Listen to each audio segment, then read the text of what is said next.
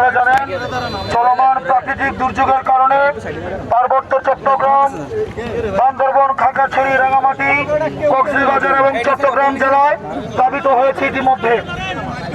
আমরা সেই জন্য আমরা এনসিপি থেকে আমরা আজকে চট্টগ্রামের উদ্দেশ্যে আমরা রওনা হব। সেজন্য আমরা চাঁদপুরের এই প্রোগ্রাম সংক্ষিপ্ত করে আমরা চট্টগ্রামের উদ্দেশ্যে কিছুক্ষণের মধ্যে রওনা দিব। আপনারা আজকে এখানে যারা আসছেন, আমরা জানি চলমান অনেকগুলো সংকটে নাগরিক জীবন এখন দুর্বিষহ হয়ে উঠেছে।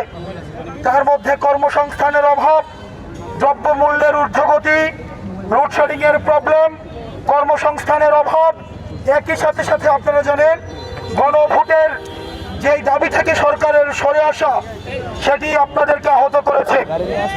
আমরা এই পদযাত্রার উদ্দেশ্য সরকার যে 1 কোটি কর্মসংস্থানের যে প্রতিশ্রুতি দিয়েছিল সেটি যেন বেকারদের মধ্যে ইতিমধ্যেই 6 মাসে সরকার 6 মাস অতিবাহিত হলেও এই 10 লাখ কর্মসংস্থান নিশ্চিত করার কথা থাকলেও এখনো পর্যন্ত একটা কর্মসংস্থানও নিশ্চিত করা হয় নাই।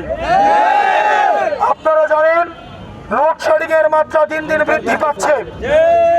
আপনারা আগে দেখেছেন, এখন এই সরকার ক্ষমতায় আসার পরে ইরানে যুদ্ধের দোহাই দিয়ে জ্বালানি তেলের দাম বৃদ্ধি করলেও এখনো পর্যন্ত লোডশেডিং এর সমস্যা সমাধান করতে পারেনি। এবং নামমাত্র একটা অর্নামেন্টাল কমিটি করে দিয়ে আমরা দেখেছি এই সিন্ডিকেটগুলো যারা তেলের সিন্ডিকেট করে তেলের দামকে বাড়িয়ে দিয়েছে, সরকার স্পষ্টই ব্যর্থ হয়েছে এই তেলের সিন্ডিকেটের বিরুদ্ধে ব্যবস্থা নিতে। একই সাথে সাথে আমরা দেখেছি সরকার গণভোটের বিপক্ষে অবস্থান নিয়ে যে 70% মানুষ হ্যাঁ ভোটের পক্ষে অবস্থান নিয়েছিল, ফলাফল প্রকাশের পরে অতীত সরকারের মতো এই সরকার ফলাফল চুরি করেছে। অতীতের সরকার ভোট চুরি করত, কিন্তু এই সরকার ভোটের ফলাফল চুরি করেছে। সেজন্য আমরা আমাদের জায়গা থেকে এই প্রতিকূল আবহাওয়ায় আমরা আমাদের সাথে আপনারা